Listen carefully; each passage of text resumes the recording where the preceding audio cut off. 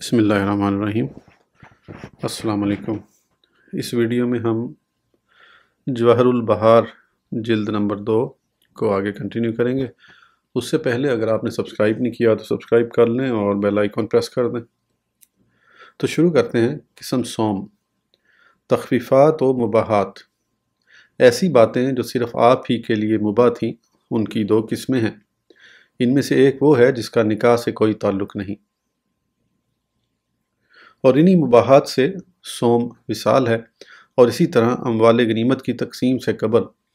اس سے اپنے لیے کوئی بھی شے چن لینا، وہ چاہے لونڈی غلام ہو یا کوئی اور ضرورت کی شے، آپ کے مباح تھا۔ اور محدثین اس چنی ہوئی شے کو صفی اور صفیہ کہتے ہیں، جس کی جمع صفایا آتی ہے۔ اور اسی طرح مال غنیمت و فے سے 25واں حصہ اور صرف اموال فئی سے 20واں حصہ لے لینا آپ کے لیے مباح تھا۔ اور اسی طرح مکہ مکرمہ میں بلا احرام داخل ہونا، اور جس دن مکہ مکرمہ فتح ہوا اس دن کچھ وقت کے لیے وہاں لڑائی کرنا بھی آپ کے لیے مباح تھا۔ اور اسی طرح آپ کے لیے اپنے علم کے مطابق اپنے لیے فیصلہ فرمانا مباح تھا، البتہ کسی اور کے لیے اپنے علم سے فیصلہ فرما دینے میں خلاف ہے کہ فرما سکتے ہیں یا نہیں۔ اور اسی طرح اپنے لیے اور اپنی اولاد کے لیے فیصلہ فرمانا اور اپنی گواہی اپنے لیے اور اپنی اولاد کے لیے استعمال فرمانا بھی آپ کے لیے مباح تھا۔ اور جو شخص آپ کے لیے گواہی دیتا تو اس کی گواہی قبول فرمایا کرتے تھے۔ اور اسی طرح اگر آپ کو اپنی کسی بھی ضرورت کے تحت فوت شدہ لوگوں سے کسی کو زندہ کرنے کی ضرورت پڑتی تو آپ اسے زندہ فرماتے، یعنی قانون الہی میں تصرف کرنا بھی اللہ تعالیٰ نے آپ کے لیے مباح فرما دیا تھا۔ اور یوں ہی چاروں شانے چت سونے کی حالت میں بھی آپ کا وضو باقی رہتا تھا۔ اور جب کبھی آپ اپنی زوجہ طاہرہ سے ملاقبت فرمائیں تو اس حالت میں وضو کے ٹوٹنے میں ہمارے بعض ائمہ نے 2 صورتیں ذکر کی ہیں، اور مشہور یہی ہے کہ اس صورت میں وضو باقی نہیں رہتا۔ بحالت غسل ضروری آپ کے لیے مسجد میں قیام فرمانے یا گزرنے یا آرام فرمانے کی اباحت کے بارے میں ہمارے ائمہ نے 2 صورتیں بیان کی ہیں۔ بعض کے نزدیک مباح ہے اور بعض کے نزدیک مباح نہیں۔ چنانچہ مباح کہنے والوں میں سے ایک امام ابو العباس بن قاس قدسرہ ہیں، جنہوں نے تلخیص میں ذکر فرمایا کہ بحالت جنابت آپ کے لیے مسجد میں ٹھہرنا یا گزرنا سب مباح ہے۔ اور جن کے نزدیک مباح نہیں ان میں سے امام کفال قدسرہ اور ان کے ہمنوا ہیں، اور علامہ ابو العباس بن القاس قدسرہ کی رائے کی امام الحرمین قدسرہ اور ان کے خام خیال دوسرے ائمہ نے تردید کی ہے کہ بحالت جنابت آپ کے لیے مسجد میں قیام و مرور مباح نہیں تھا۔ اور جن کے نزدیک مباح ہے ان کی دلیل یہ حدیث ہے کہ حضرت عطیہ رضی اللہ عنہ نے حضرت ابو سعید خدری رضی اللہ عنہ سے روایت کیا کہ نبی صلی اللہ علیہ وسلم نے حضرت امیر المومنین علی رضی اللہ عنہ سے فرمایا کہ میرے اور تیرے سوا کسی اور کے لیے بحالت غسل ضروری اس مسجد میں ٹھہرنا حلال نہیں۔ امام ترمذی رضی اللہ عنہ نے فرمایا کہ یہ حدیث حسن ہے۔ اب جن ائمہ نے اس حدیث سے اباحت فی قیام المسجد پر استدلال کیا ہے، ان پر یہ اعتراض ہوتا ہے کہ مذکورہ حدیث میں عطیہ راوی جمہور محدثین کے نزدیک ضعیف ہے، مگر ان کی طرف سے یہ جواب دیا جا سکتا ہے۔ امام ترمذی قدسرہ نے جو یہ فیصلہ دیا ہے کہ یہ حدیث حسن ہے، پھر ضعف کیسا رہا؟ کیونکہ امام ترمذی قدسرہ کو حسن کے متقاضی کوئی بات مل گئی ہوگی، ورنہ آپ حدیث کے حسن ہونے کا فیصلہ نہ فرماتے۔ اور اسی طرح خورد و نوش کی چیزوں کی جب آپ کو ضرورت پڑ جائے تو بلا اجازت ان اشیاء کے مالک سے لے لینا بھی آپ کے لیے مباح تھا۔ اور ہاں، ان اشیاء کے مالک پر فرض ہے کہ جب اسے پتہ لگ جائے کہ آپ کو ان کی ضرورت ہے تو وہ اشیاء کو بلا تعامل آپ کی بقائے قوہ کے لیے خرچ کر دے، جیسا کہ اللہ تعالیٰ نے فرمایا۔ ترجمہ: یہ نبی مسلمانوں کا ان کی جان سے زیادہ مالک ہے۔ معلوم رہے کہ مذکورہ الصدر امور اگرچہ نبی اکرم صلی اللہ علیہ وسلم کے لیے مباح تھا، مگر ان کو آپ نے اپنا معمول نہیں بنایا تھا۔ ایسی باتیں جو آپ کے لیے مباح تھیں ان کی دوسری قسم وہ ہے جو نکاح سے متعلق ہے، چنانچہ 9 بیویاں بیک وقت نکاح میں رکھنا آپ کے لیے مباح تھا۔ اور صحیح یہ ہے کہ صرف 9 پر ہی انحصار نہ تھا بلکہ 9 سے زیادہ رکھنا بھی آپ کے لیے جائز تھا، اور صحیح ترین مذہب یہ ہے کہ حبہ کے لفظ سے انعقاد نکاح بھی آپ کے لیے مباح تھا، اور یہ بھی صحیح تر ہے کہ اگر آپ کسی عورت کو طلاق دینا چاہیں تو آپ کی یہ طلاقیں 3 میں منحصر تھیں، اور بعض ائمہ نے فرمایا کہ 3 میں منحصر نہیں، اور جب لفظ حبہ سے آپ کا نکاح منعقد ہو جاتا تھا تو پھر نہ تو نفس نکاح اور نہ خلوت صحیحہ سے آپ کو مہر دینا لازم ہوتا تھا، بلکہ بلا مہر آپ کے لیے تصرف مباح تھا، اور کسی کے لیے یہ جائز نہیں کہ بلا ادائیگی مہر عورت سے دخول کرے۔ اور اسی طرح عورت کے ولی کی بلا اجازت اور بغیر گواہوں کے اور بحالت احرام آپ کے لیے نکاح فرما لینا بنا بر مذہب صحیح کے مباح تھا۔ اور اسی طرح نبی کریم صلی اللہ علیہ وسلم اگر کسی ایسی عورت کو نکاح میں لانا چاہیں جو شوہر نہ رکھتی ہو تو بنا بر صحیح قول کے اس عورت پر لازم ہے کہ بلا سوچے آپ کے پیام کو قبول کرے، اور ایسی عورت کو اگر دوسرے لوگ نکاح میں لانا چاہیں تو یہ عورت ان پر حرام ہوگی۔ حضور سید عالم صلی اللہ علیہ وسلم پر اپنی بیویوں اور باندیوں کے درمیان باری کی رعایت کے وجوب میں 2 قول ہیں۔ امام استخری قدسرہ فرماتے ہیں کہ آپ پر باری کی رعایت واجب نہ تھی اور یہ آپ کی خصوصیات سے ہے، اور دوسرے ائمہ نے فرمایا کہ واجب تھی اس لیے کہ یہ آپ کے خصائص سے نہیں ہے۔ اور ائمہ سیر نے اس جگہ ایک قاعدہ بیان کیا ہے جس پر اس قسم کے اکثر مسائل و نظائر کی بنیاد ہے، اور وہ یہ ہے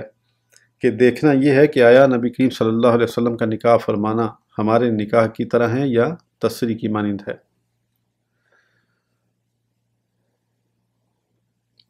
یہ لفظ پڑھا نہیں جا رہا۔ کو مہر کا قائم مقام بنانا اور پھر معتقہ سے نکاح فرما لینا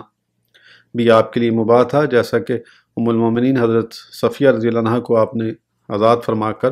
پھر ان سے نکاح فرما لیا تھا، اور ان کی آزادی ہی ان کا مہر قرار پایا تھا، اور بعض نے فرمایا کہ آپ نے ان کو اس شرط پر آزاد فرمایا تھا کہ وہ آپ سے نکاح کر لیں گے، چنانچہ آپ نے ان سے کی گئی شرط کو بذریعہ نکاح پورا فرمایا، آپ کے علاوہ کسی اور کے لیے یہ جائز نہیں۔ اور بعض نے فرمایا کہ نبی اکرم صلی اللہ علیہ وسلم نے محض آزادی ہی ان کا مہر مقرر فرمایا تھا، اور یہ آپ کے حق میں تو درست ہے لیکن دوسروں کے لیے ناجائز ہے۔ اور بعض نے فرمایا کہ نبی کریم صلی اللہ علیہ وسلم نے انہیں بلا عوض و بلا شرط آزاد فرمایا تھا، اور پھر ان سے نکاح بلا مہر فرما لیا تھا، اور جلد یا بدیر مہر کی ادائیگی کا ذمہ نہیں فرمایا تھا۔ اور یہ آخری قول ہی زیادہ صحیح ہے۔ ائمہ نے اس قسم کی بحث میں اور بھی کافی مثالیں ذکر کی ہیں مگر میں نے ان کو ترک کر دیا۔ چوتھی قسم فضائل و اعزازات۔ وہ فضائل و خصائص جو صرف آپ کے ساتھ مختص ہیں، ان میں سے ایک آپ کی یہ خصوصیت ہے کہ ایسی ازواج جن کی موجودگی میں آپ نے وصال فرمایا وہ دوسروں کے لیے ہمیشہ ہمیشہ حرام ہو گئیں، اور جن کو آپ نے اپنی حیات شریف میں علیحدہ فرما دیا تھا ان کے بارے میں کئی وجوہ ہیں۔ ان میں سے صحیح ترین وجہ یہی ہے کہ ایسی خواتین بھی دوسروں پر ہمیشہ کے لیے حرام ہیں۔ امام علامہ شافعی رضی اللہ عنہ نے احکام القرآن میں یہی دلیل ذکر فرمائی ہے، اور یہی حضرت ابو ہریرہ رضی اللہ عنہ کے صاحبزادے حضرت ابو علی قدس سرہ کا مذہب مختار ہے بنا برقول اللہ عز و جل۔ ترجمہ، اور اس کی بیویاں ان کی مائیں ہیں۔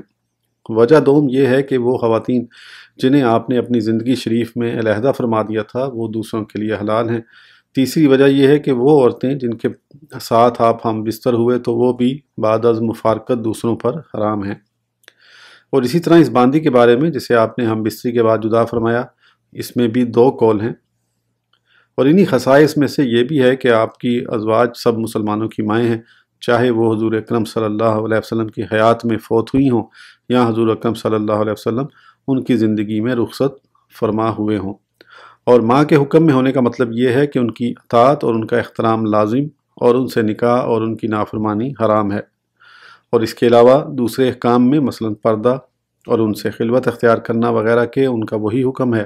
جو اجنبی عورتوں کا، اور ان کی بیٹیوں کو مومنوں کی بہنیں اور ان کے والدین اور ان کے بھائیوں اور بہنوں کو مسلمانوں کے نانا نانی ماموں خالہ نہ کہا جائے گا۔ اور ہمارے بعض ائمہ یعنی شافعیہ نے فرمایا کہ ان کی بیٹیاں مسلمانوں کی بہنیں اور ان کی بہنیں مسلمانوں کی خالہ اور ان کے بھائی مسلمانوں کے ماموں ہیں، اور ظاہر بھی اسی پر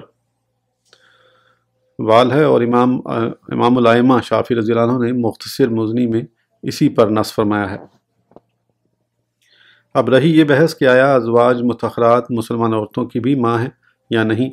تو اس بارے میں ہمارے ائمہ کی دو آراء ہیں، اور ان میں سے صحیح ترین یہی ہے کہ وہ مسلمان عورتوں کی ماں نہیں ہیں بلکہ صرف مسلمان مردوں کی ماں ہیں، اور یہی حضرت سیدتنا عائشہ رضی اللہ عنہ سے مروی ہے، اور اس مسئلے میں مذہب مختار کی بنیاد اصولیوں کے اس قاعدے پر ہے کہ مذکر ضمیر کے حکم میں مؤنث داخل نہیں ہوتی۔ ہمارے ائمہ شافعیہ سے امام بغوی کو دسران فرمایا کہ نبی اکرم صلی اللہ علیہ وسلم مسلمان مردوں اور عورتوں کے باپ ہیں، لیکن ہمارے دیگر ائمہ سے علامہ واحدی کو دسران نے نقل فرمایا ہے کہ آپ کو باپ نہیں کہا جا سکتا، اس لیے کہ اللہ جل مجدہ نے فرمایا، ترجمہ، محمد تمہارے مردوں میں کسی کے باپ نہیں۔ اور جواز کے قائل ائمہ نے فرمایا کہ امام شافعی رضی اللہ عنہ نے بھی اس کے جواز پر نص پیش فرمائی ہے، یعنی نبی کریم صلی اللہ علیہ وسلم مسلمانوں کی تعظیم و توقیر اور حرمت کے لحاظ سے باپ ہیں۔ اور جواز کے قائلین عدم جواز کے قائلین کی دلیل کا یہ جواب دے رہے ہیں کہ آیت کریمہ کا مطلب یہ ہے کہ مردوں میں سے کوئی بھی آپ کا سلبی بیٹا نہیں، اور سلبی لحاظ سے آپ کسی کے باپ نہیں۔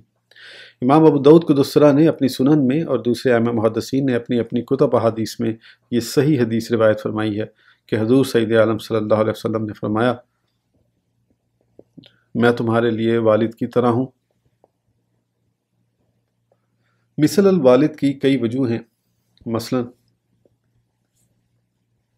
بعض ائمہ نے فرمایا کہ ارشاد گرامی کا منشا یہ ہے کہ میں تم پر اسی طرح شفیق ہوں جس طرح تمہارا والد تم پر شفقت کرتا ہے، اور بعض ائمہ نے فرمایا کہ ضروری باتیں پوچھنے سے مجھ سے شرماؤ نہیں جس طرح اپنے والد سے اہم باتیں پوچھنے میں نہیں شرماتے ہو، اور بعض نے فرمایا کہ ان سب باتوں میں آپ مثل باپ کے ہیں۔ میں نے ان تمام وجوہات کو وضاحت سے کتاب الاستابہ من شرح المہذب میں بیان کیا ہے، اور انہی خصائص میں سے یہ ہے کہ آپ کی ازواج سب جہاں کی عورتوں سے افضل ہیں۔ یہی وجہ ہے کہ نیکی پر انہیں دوسروں کی نسبت دوگنا ثواب ہے، اور خدا نخواستہ کسی لغزش پر انہیں سزا بھی 2 گنا ہے، اور یہ کہ بلا پردہ ان سے کوئی چیز مانگنا یا کوئی بات پوچھنا حرام ہے، جبکہ ان کے علاوہ دوسری عورتوں سے وقت ضرورت بلا حجاب گفتگو کرنا جائز ہے۔ آپ کی ازواج میں سے سب سے افضل حضرت خدیجہ اور حضرت عائشہ رضی اللہ عنہما ہیں۔ ابو سعید متولی کو دسران فرمایا کہ ہمارے ائمہ کا اس میں اختلاف ہے کہ پھر ان دونوں میں سے بلحاظ علم و عمل و فضل و بزرگی کون افضل ہے۔ نکاح کے علاوہ آپ کے خصائص میں سے یہ ہے کہ آپ خاتم النبیین ہیں، اور آپ ہی تمام مخلوق سے افضل و برتر ہیں۔ آپ کی امت تمام امتوں سے افضل ہے، آپ کے صحابہ تمام زمانے والوں سے افضل ہیں، آپ کی امت کسی بھی گمراہی یا بدعت و ناحق بات پر متفق ہو جانے سے محفوظ ہے، آپ کی شریعت دائمی جو قیامت تک رہے گی اور دوسری تمام شریعتوں کی ناسخ ہے، آپ کی کتاب قرآن کریم مقابلے سے عاجز کر دینے والی اور تحریف و تبدیل سے محفوظ ہے، اور نبی کریم صلی اللہ علیہ وسلم کی وفات شریف کے بعد آپ کی صداقت و حقانیت پر لوگوں کے لیے حجت قاہرہ اور معجزہ کبیہ و دلیل قاطع ہے، جبکہ دوسرے انبیاء کرام علیہ السلام کے معجزے ان کے ساتھ ہی روپوش ہو گئے۔ 1 ماہ کی مسافت تک آپ کی روب و دبدبے سے امداد فرمائی گئی، یعنی اتنے فاصلے تک آپ کا دشمن آپ سے خائف و مرغوب رہتا تھا۔ تمام روئے زمین میں آپ کے لیے ذریعہ پاکی اور مسجد بنا دی گئی ہے، آپ کے لیے غنیمتیں حلال کی گئی ہیں، آپ کو مقام محمود اور شفاعت کا تاج عطا فرمایا گیا ہے، آپ تمام کائنات کے رسول ہیں، آپ تمام بنی آدم کے سردار ہیں۔ وقت قیامت سب سے قبل آپ کی قبر انور کھلے گی۔ محشر کی ہولناکیوں سے چھٹکارا حاصل کرنے کے لیے سب سے پہلے آپ ہی سفارش فرمائیں گے، سب سے پہلے آپ ہی جنت کا دروازہ کھٹکھٹائیں گے، سب سے پہلے آپ ہی کی سفارش مقبول ہوگی۔ آپ کی امت تمام انبیاء علیہ السلام کی امتوں سے زیادہ ہوگی، آپ جامع کلمات کے مالک ہیں۔ بحالت نماز آپ کی امت کی صفیں فرشتوں کی صفوں کی مانند ہیں، آپ کا قلب اطہر بیدار رہتا تھا، آپ پس پشت بھی اسی طرح دیکھا کرتے تھے جیسے آپ آگے سے دیکھتے ہیں۔ کسی کو آپ کی آواز پر اپنی آواز اونچی کرنا جائز نہیں، اور نہ ہی آپ کو حجروں کے باہر سے پکارنا جائز ہے، اور نہ ہی آپ کو نام لے کر پکارنا جائز ہے، مثلا یا محمد صلی اللہ علیہ وسلم کہہ کر پکارنا، بلکہ یا نبی اللہ یا رسول اللہ صلی اللہ علیہ وسلم جیسے القابات سے پکارے۔ نمازی نماز میں نبی کریم صلی اللہ علیہ وسلم کو صیغہ خطاب سے اپنی زبان سے السلام علیکہ ایھا النبی سے مخاطب کرتا ہے، جبکہ آپ کے علاوہ کسی اور کو ایسے صیغے سے مخاطب کرے تو اس کی نماز ٹوٹ جائے گی۔ جب کوئی نماز پڑھ رہا ہو اور اس حالت میں حضور اکرم صلی اللہ علیہ وسلم پکار دیں تو ایسے شخص کو آپ کی پکار پر اجابت و حاضری فرض ہے، اور اس پکار کے جواب و حاضری پر اس کی نماز باطل نہ ہوگی۔ آپ کا پیشاب و خون نہ صرف پاک تھے بلکہ متبرک تھے، یعنی برکت کے طور پر حاصل کیے جاتے تھے۔ نبی اکرم صلی اللہ علیہ وسلم کے بال مبارک بھی علیحدگی کے بعد پاک و طاہر تھے۔ اگرچہ ہم نے فیصلہ دیا ہے کہ اوروں کے بال کٹنے یا علیحدہ ہونے کے بعد ناپاک ہیں، ہمارے ائمہ نے آپ کے پیشاب و خون اور باقی سب فضلات کے پاک ہونے میں اختلاف کیا ہے۔ حاکم مطلق ہونے کی بنا پر آپ کے لیے اپنے زیر انتظام و حکم افراد و اعمال سے ہدیہ وصول فرمانا جائز و حلال تھا، جبکہ آپ کے علاوہ دوسرے حکام کے لیے اپنے ماتحتوں سے ہدیہ لینا ناجائز و حرام ہے، جیسا کہ تفصیلاً و شہرتاً معلوم ہے۔ نبی کریم صلی اللہ علیہ وسلم پر خصوصاً اور تمام نبیوں پر عموماً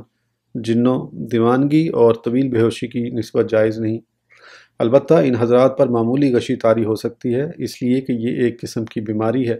اور بیماریوں میں انبیاء کرام علیہ السلام مبتلا ہوتے رہے ہیں، جبکہ جنوں بیماری نہیں بلکہ سلب عقل کا نام جنوں ہے، اور نیز انبیاء کرام علیہ السلام کو احترام ہو سکتا ہے یا نہیں، اس بارے میں ائمہ نے اختلاف کیا ہے۔ مشہور تر یہی ہے کہ انبیاء کرام علیہ السلام کو احترام نہیں ہو سکتا۔ اور ایک مرتبہ آپ کی ظہر کی 2 سنتیں رہ گئیں تو انہیں عصر کے بعد قضا فرمایا اور بعد ازاں ہمیشہ انہیں پڑھتے رہے۔ اس مداومت کے اختصاص میں ہمارے ائمہ کے 2 قول ہیں، جن میں سے مشہور و صحیح ترین قول یہ ہے کہ یہ صرف آپ ہی کے ساتھ خاص ہے۔ نبی کریم صلی اللہ علیہ وسلم کے اس میں گرامی پر نام رکھنا مبارک و نافع ہے اور دنیا و آخرہ میں محافظ ہے۔ آئندہ عبارت میں اسی طرف اشارہ ہے۔ نبی کریم صلی اللہ علیہ وسلم نے فرمایا، میرے نام پر نام رکھو اور میری کنیت پر کنیت مت رکھو، یعنی نام و کنیت دونوں جمع نہ ہوں۔ اور ابو القاسم کنیت رکھنے کے جواز میں اختلاف ہے، میں نے اس اختلاف کو روضہ اور کتاب الاذکار میں وضاحت سے بیان کیا ہے۔ اور انہی خصائص سے یہ ہے کہ جو رسول کریم صلی اللہ علیہ وسلم نے فرمایا، قیامت کے دن ہر ایک کا سبب و نسب میرے سبب و نسب کے علاوہ منقطع ہو جائے گا۔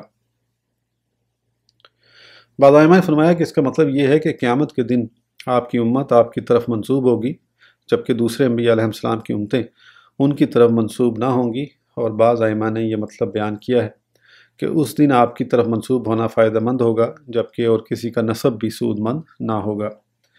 ہمارے ائمہ نے فرمایا کہ جس نے آپ کے سامنے آپ کی یا احکام شریعہ کی اہانت کی یا زنا کیا تو وہ کافر ہو گیا۔ علامہ ابن القصاص قدسرہ اور علامہ کفال میروزی قدسرہ نے فرمایا کہ حضور سید عالم صلی اللہ علیہ وسلم کے خصائص سے یہ بھی ہے کہ نزول وحی کے وقت آپ دنیا سے بے تعلق و بے خبر نہیں ہوتے تھے، اور نہ ہی نماز وغیرہ کی مشغولیت ترک فرمایا کرتے تھے، بلکہ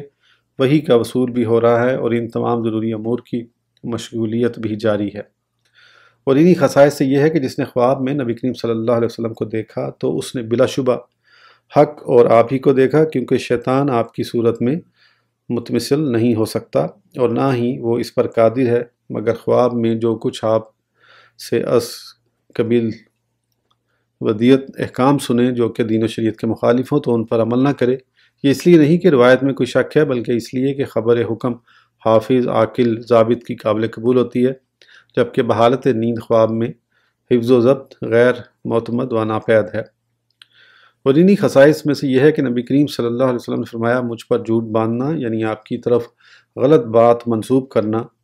یوں نہیں جیسے عام لوگوں پر جھوٹ باندھ دیتے ہیں۔ ہمارے ائمہ یعنی شفافے اور ان کے علاوہ احناف، حنابلہ، مالکیہ قدس اسرارہم دوسرے ائمہ نے فرمایا کہ قصداً نبی اکرم صلی اللہ علیہ وسلم کی طرف جھوٹ منسوب کرنا اشد کبیرہ گناہ ہے، اور آپ کی طرف قصداً جھوٹ کی نسبت کرنے کو حلال جاننا کفر ہے، ورنہ دوسرے کبیرہ گناہوں کی طرح ہیں جس کا مرتکب کافر نہ ہوگا۔ لیکن امام الحرمین قدس سرہ کے والد ماجد شیخ الاسلام ابو محمد جوینی قدس سرہ نے فرمایا کہ نبی اکرم صلی اللہ علیہ وسلم پر قصداً جھوٹ باندھنے والا مستحل و مجوس ہو یا نہ ہو کافر ہے، لیکن جمہور کے نزدیک قطعی اور درست پہلی ہی صورت ہے، یعنی قصداً جھوٹ کی نسبت گناہ عظیم و کبیر اور مستحلاً و مجوزاً کفر خالص، واللہ اعلم۔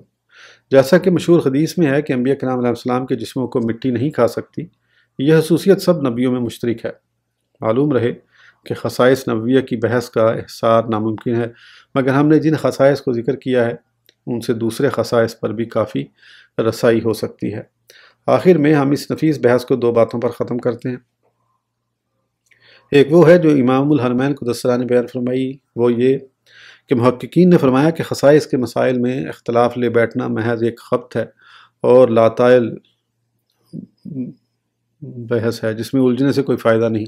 اس لیے کہ خصوصیت کے ساتھ کوئی ایسا حکم وابستہ نہیں ہوتا جس کی حاجت ضروریہ درپیش ہو۔ خلاف تو ان امور میں ہوا کرتا ہے جن کے احکام کا اثبات لابدی ہو، اس لیے کہ اس قسم کے مسائل میں قیاس دم نہیں مار سکتا اور مخصوص احکام میں نص کی ہی اتباع ہوتی ہے، اور جن احکام میں کوئی قابل اتباع نص موجود نہ ہو ان میں اختلاف کرنا بلا فائدہ خیالات کی تاریکیوں میں کھونا ہے۔ دوسری بات یہ ہے کہ امام زمیری قدس سرہ نے فرمایا کہ علامہ ابو علی ابن خیر قدس سرہ نے خصائص میں بحث و تمہیز سے منع کیا ہے، اس لیے کہ یہ ایک وقت کا معاملہ تھا جو گزر چکا اور جس کا مقصد پورا ہو چکا۔ پھر ابو علی بن خیر قدس سرہ نے فرمایا کہ اگرچہ ہمارے سب ائمہ نے فرمایا کہ خصائص میں اختلاف و بحث کی گفتگو کرنے میں کوئی مذائقہ نہیں، اور صحیح بھی یہی ہے کیونکہ اس میں ازدیاء و علم ہے۔ یہ تھا ہمارے ائمہ کا کلام، مگر ہمارا فیصلہ یہ ہے اور صحیح و درست یہ ہے کہ نہ صرف اس کے جواز پر بلکہ اس کے مستحب ہونے پر یقین رکھنا چاہیے، اور اگر اجماع مانے نہ ہو تو اسے واجب کہہ دینا بھی بعید نہیں، اس لیے کہ بسا اوقات یوں بھی ہوتا ہے کہ کوئی جاہل آپ کے بعض ثابت شدہ سخی خصائص کو سنت سمجھتے ہوئے انہیں معمولی بنا لے، تو اس وقت اسے یہ باور کروانا واجب ہو جاتا ہے کہ ان خصائص میں کسی اور کی شرکت نہیں ہو سکتی، لہٰذا انہیں تیرا معمول بنانا نہ درست ہے، یعنی درست نہیں ہے، اور اس سے بڑھ کر اور بڑا فائدہ کیا ہو سکتا ہے؟ البتہ اثناء خصائص میں بعض ایسے امور ہیں جن کا آج کل کوئی فائدہ نہیں، وہ بہت ہی کم ہیں، اور ان سے بھی تجربہ معرفہ اولیٰ اور تحقیق حال کے طور پر تقریباً تمام سے ابواب فقہ پر ہیں۔ مثلا جیسے علماء فرائض یہ صورت بیان کرتے ہیں کہ ایک آدمی فوت ہو جائے اور وہ اپنے ورثہ میں 100 دادیاں چھوڑے تو ہر ایک کو کیا حصہ ملے گا، اور اسی طرح کی اور کئی صورتیں بیان کر دی جاتی ہیں باللہ التوفیق۔ اور یہ آخری وہ امور ہیں جنہیں میں نے نبی کریم صلی اللہ علیہ وسلم حبیب رب العالمین خیر الاولین و الآخرین صلوات اللہ علیہ وسلم و علی سائر النبیین و آل کل وسائر الصالحین کے خلات مبارکہ کے لیے منتخب کیا ہے۔ وحسبی اللہ ونعم الوکیل۔ آج کی ویڈیو کے لیے ہم یہاں ختم کرتے ہیں، پھر انشاءاللہ اگلی ویڈیو میں آگے شروع کریں گے۔ اس وقت تک کے لیے اجازت دیجیے، سبسکرائب کرنا نہ بھولیں۔ اللہ حافظ۔